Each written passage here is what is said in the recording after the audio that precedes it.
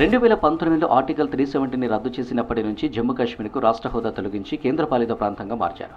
నాటి నుంచి కీలక అధికారాలన్నీ లెఫ్టినెంట్ గవర్నర్ చేతిలోనే కేంద్రీకృతమయ్యాయి. అసెంబ్లీ అధికారాలు కుచించుకుపోయాయి. దాదాపుగా ప్రభుత్వ నిర్ణయాలన్నింటికీ ఎల్జీ ఆమోద ముద్ర తప్పనిసరిగా మారింది. పోలీస్ వ్యవస్థతో పాటు భూములకు సంబంధించిన అన్ని అంశాలపైన ఎల్జీదే నిర్ణయాధికారం.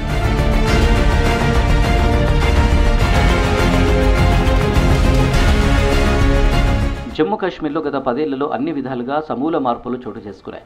అటు రాష్ట్ర హోదా రద్దయి కేంద్రపాలిత ప్రాంతంగా మారడం మొదలుకొని రాజకీయంగా కూడా ఎన్నో పరిణామాలు జరిగాయి. వీటన్నిటిపైన సగటు జమ్మూ కాశ్మీర్ ప్రజల మనోగతానికి వారి ఓటింగ్ సరళి అద్దం పడనుంది. అందుకే ఈ ఎన్నికలను జమ్మూ కాశ్మీర్ చరిత్రలోనే కీలకమైనవిగా భావిస్తున్నారు ఎక్స్పర్ట్స్.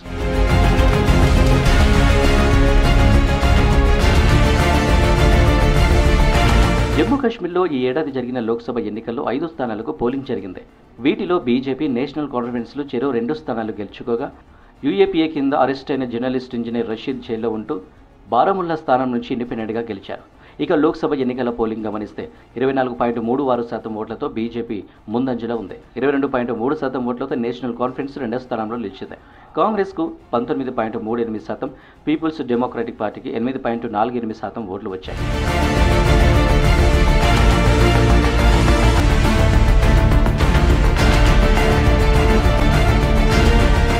లోక్సభ ఎన్నికల తర్వాత జరగనున్న అసెంబ్లీ ఎన్నికలు ఇటు బీజేపీ నేతృత్వంలోని ఎన్డీఏ కూటమికి, అటు ఇండియా కూటమికి పెద్ద సవాలే. జమ్మూ ప్రాంతంలో బలంగా ఉన్న బీజేపీని గట్టిగా ఎదుర్కొనేందుకు అన్ని పార్టీలు సిద్ధమవుతున్నాయి. కశ్మీర్ లోయ విషయానికొస్తే అక్కడ ఎక్కువ స్థానాలను ప్రాంతీయ పార్టీలైన నేషనల్ కాన్ఫరెన్స్, పీపుల్స్ డెమోక్రటిక్ పార్టీలే గెలుచుకునే అవకాశాలు కనిపిస్తున్నాయి. ప్రస్తుతం ఈ 2 పార్టీలు కూడా ఇండియా కూటమిలో భాగస్వాములే. 90 స్థానాలు ఉన్న జమ్మూ కాశ్మీర్ అసెంబ్లీలో పాగా వేసేందుకు జాతీయ, ప్రాంతీయ పార్టీలు ప్రయత్నాలు మొదలుపెట్టాయి. మొదటిసారి జమ్మూ కాశ్మీర్లో సొంతంగా అధికారం చేపట్టాలని బీజేపీ అన్ని విధాలుగా ప్రయత్నాలు చేస్తుంది. 2014లో అధికారం కోల్పోయిన నేషనల్ కాన్ఫరెన్స్ ఈసారి మళ్లీ అధికారంలోకి రావాలని చాలా పట్టుదలగా ఉంది. గత ఎన్నికల్లో అతిపెద్దగా పార్టీగా నిలిచి 4 ఏళ్లు అధికారంలో ఉన్న మెహబూబా ముఫ్తీ నేతృత్వంలోని పీపుల్స్ డెమోక్రటిక్ పార్టీ కూడా పట్టు నిలుపుకోవాలని అన్ని వ్యూహాలు రచిస్తుంది. ఈసారి కాంగ్రెస్, నేషనల్ కాన్ఫరెన్స్ కలిసి పోటీ చేస్తున్నాయి. 51 స్థానాల్లో నేషనల్ కాన్ఫరెన్స్, 32 స్థానాల్లో కాంగ్రెస్ పోటీ చేస్తున్నాయి. సిపిఎం, పాంథర్స్ పార్టీలకు కూడా ఒక్కో స్థానం చొప్పున కేటాయించాయి. మిగతా 5 చోట్ల మాత్రం కాంగ్రెస్, నేషనల్ కాన్ఫరెన్స్ స్నేహపూర్వక పోటీకి దిగుతున్నాయి. ఎలక్షన్స్లో జమ్మూ ప్రాంతంపైనే బీజేపీ భారీ ఆశలు పెట్టుకుంది. ఇక్కడ 43 సీట్లు ఉన్నాయి. హిందువుల జనాభా ఎక్కువగా ఉండే జమ్మూ ప్రాంతంలో National Conference, Peoples Democratic Party ప్రభావం బాగా తగ్గింది. గత అసెంబ్లీ ఎన్నికలు, ఈ ఏడాది జరిగిన లోక్సభ ఎన్నికల ఫలితాలు ఇదే రుజువైంది కూడా. 2014 అసెంబ్లీ ఎన్నికల్లో బీజేపీ గెలిచిన 25 స్థానాలు కూడా జమ్మూ ప్రాంతంలోనివే. ఈ ఏడాది జరిగిన లోక్సభ ఎన్నికల్లో జమ్మూలోని 2 స్థానాలను బీజేపీ గెలుచుకుంది. నియోజకవర్గాల పునర్విభజనలో భాగంగా జమ్మూలో 6 స్థానాలు పెరగడం బీజేపీకి కలుస్తుందనే అంచనాలు ఉన్నాయి. ఈసారి మొత్తం 50 అసెంబ్లీ స్థానాలపై బీజేపీ సీరియస్గా ఫోకస్ పెట్టింది. వీటిల్లోనే మ్యాజిక్ ఫిగర్ను చేరుకునే సీట్లు గెలుస్తుందా లేదా అనేది చూడాల్సి ఉంది.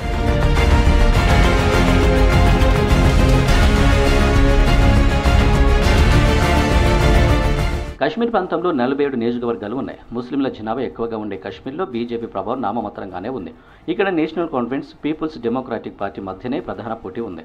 ఈ మధ్య జరిగిన లోక్సభ ఎన్నికల్లో కశ్మీర్ ప్రాంతంలోని 3 స్థానాల్లో 2 నేషనల్ కాన్ఫరెన్స్, ఒక దాంట్లో స్వతంత్ర అభ్యర్థి గెలిచారు. ఇప్పుడు కూడా కశ్మీర్ ప్రాంతంపై నేషనల్ కాన్ఫరెన్స్ గంపెడి ఆశలు పెట్టుకుంది.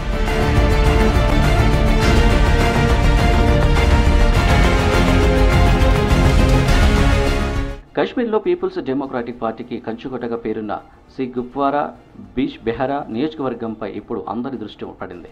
తొలి దశలో సెప్టెంబర్ 18న పోలింగ్ జరగనున్న 24 నియోజకవర్గాల్లో బీచ్ బెహరా ఒకటి. పీపుల్స్ డెమోక్రటిక్ పార్టీ అధ్యక్షురాలు మెహబూబా ముఫ్తీ ఈసారి ఎన్నికల పోటీకి దూరంగా ఉండడంతో బీచ్ బెహరా నుంచి ఆమె కూతురు ఇల్తిజా బరిలోకి దిగారు. దక్షిణ కాశ్మీర్లోని అనంతనాగ్ జిల్లాలో ఉన్న ఈ నియోజకవర్గంలో కేవలం ఈసారి 3 పోటీ పడుతున్నారు. నేషనల్ కాన్ఫరెన్స్ నుంచి మాజీ ఎమ్మెల్సీ బషీర్ అహ్మద్ షా, బీజేపీ నుంచి మాజీ ఎమ్మెల్సీ సోఫీ మహమూద్ యూసుఫ్ పోటీ చేస్తున్నారు. రాజకీయాలకు కొత్త అయిన ఇల్తిజా ఈ 2 అభ్యర్థులతో తలపడుతున్నారు. 37 ఏళ్ల ఇల్తిజా ఒకవేళ ఎమ్మెల్యేగా గెలిస్తే 1996 నుంచి పీపుల్స్ డెమోక్రటిక్ పార్టీ కంచుకొట్టగా ఉన్న బీచ్ బెహరా నియోజకవర్గంపై ముఫ్తీ కుటుంబానికి మరింత పట్టు పెరగనుంది.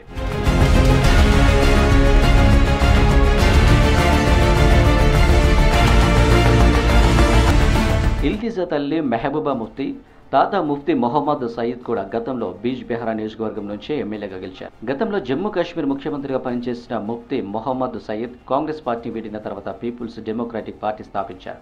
ఆ సమయంలో కాంగ్రెస్ ఎమ్మెల్యేగా ఉన్న ముఫ్తీ ఆ పార్టీకి పదవికి రాజీనామా చేసి తండ్రి పెట్టిన పార్టీలో చేరారు. పీపుల్స్ డెమోక్రాటిక్ పార్టీ కోటను బద్దలు కొట్టాలని నేషనల్ కాన్ఫరెన్స్ చాలా పట్టుదలగా ఉంది. నేషనల్ కాన్ఫరెన్స్ అభ్యర్థి బషీర్ అహ్మద్ షా తండ్రి అబ్దుల్ గనీ షా 1977 నుంచి 1990 వరకు బీజ్ బెహరా ఎమ్మెల్యేగా ఉన్నారు. చాలాసార్లు ఓడిపోయిన నేషనల్ కాన్ఫరెన్స్ పార్టీ ఇక్కడ బషీర్ అహ్మద్ షాపై భారీ ఆశలు పెట్టుకుంది. 2009 నుంచి 2014 మధ్య కాంగ్రెస్తో కలిసి సంకీర్ణ ప్రభుత్వాన్ని నడిపినప్పుడు బషీర్ను ఎమ్మెల్సీని చేసింది ఆ పార్టీ. Peoples Democratic Party National Conference అభ్యర్థుల మధ్య పోటీతో ఓట్లు చీలి తాము లాభపడతామని ఇటు బీజేపీ అభ్యర్థి యూసుఫ్ లెక్కలేసుకుంటున్నారు.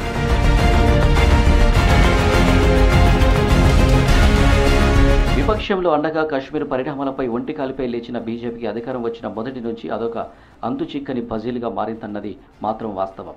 గవర్నర్ పాలన వచ్చినా ఆ రాష్ట్రానికి స్వయం ప్రతిపత్తినిచ్చే 370 అధికారాలను రద్దు చేసి 2 కేంద్రపాలిత ప్రాంతాలు జమ్మూ కాశ్మీర్, లడ్డాఖ్లుగా విభజించి లెఫ్టినెంట్ గవర్నర్ను నియమించినా కూడా ఆశించిన స్థాయిలో ప్రశాంతత కరువైంది.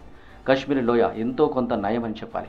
అంతకుముందు ఎప్పుడు పెద్దగా ఉగ్రవాద ఘటనలు జాడలేని జమ్మూ ప్రాంతంలో మాత్రం ఈ మధ్య ఉగ్రవాదుల కదలికలు బాగా పెరిగాయి.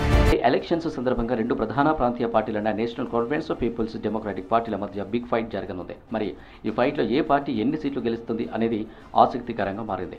నేషనల్ కాన్ఫరెన్స్కు మాజీ ముఖ్యమంత్రి ఫారూక్ అబ్దుల్లా, పీపుల్స్ డెమోక్రాటిక్ పార్టీకి మాజీ ముఖ్యమంత్రి మెహబూబా ముఫ్తీ నేతృత్వం వహిస్తున్నారు.